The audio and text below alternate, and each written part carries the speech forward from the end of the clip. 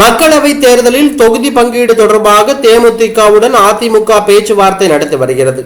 சென்னை சாலிகிராமத்தில் உள்ள விஜயகாந்த் இல்லத்திற்கு அதிமுக மூத்த நிர்வாகிகள் தற்போது நேரில் சென்று தேமுதிக பொதுச் செயலாளர் பிரேமலதாவை சந்தித்து பேசியுள்ளார்கள். அதிமுக நிர்வாகிகளை தேமுதிக துணை செயலாளர் சுதீஷ் சால்வை அணிவித்து வரவேற்றார். அதிமுக சார்பில் தேமுதிக பொதுச் செயலாளர் பிரேமலதாவிற்கு சால்வை அணிவிக்கப்பட்டது. இதனையடுத்து KP அன்பழகன், தங்கமணி, வேலுமணி, பெஞ்சமின் உள்ளிட்ட முக்கிய நிர்வாகிகள் பிரேமலதாவை சந்தித்து கூட்டணி தொடர்பாக பேசி வருகிறார்கள். கடந்த நாடாளுமன்ற தேர்தலில் அதிமுக கூட்டணியில் தேமுதிகவிற்கு 4 சீட்டு ஒதுக்கப்பட்டது.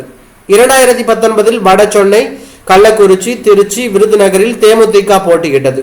கூட்டணி தொடர்பாக முடிவு எடுக்க பிரேமலதாவுக்கு முழு அதிகாரம் கொடுக்கப்பட்டுள்ளது. திமுக கூட்டணியில் 4 கட்சிகளுடன் தொகுதி பங்கீடு முடிந்த நிலையில் அதிமுகவும் பேச்சுவார்த்தையில் தீவிரம் காட்டி வருவது பரபரப்பை ஏற்படுத்தி உள்ளது.